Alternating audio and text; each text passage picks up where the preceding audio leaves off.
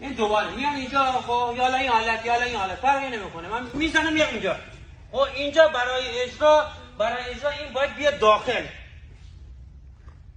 چجوری؟ ببینید این دست میبینید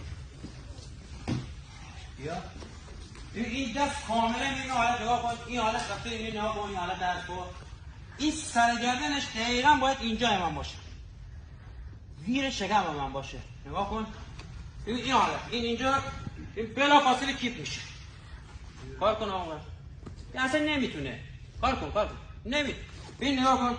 خب ببین این نحوه دست گرفتنش بود. ببین این حالت سر کجا قرار میگیره؟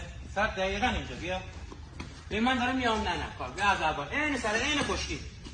ببین اینجا میگم بزنم زیرا رو نمیدونم، بسکشا رو نمیدونم، دستوار اونو نمیخوام. من میان پای میگیرم گرفتم این سر میره زیر شکم، سر کامل زیر شکم منه.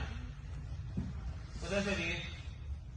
حالا من چون اون برای اجرا این پای من باید بیاد داخل.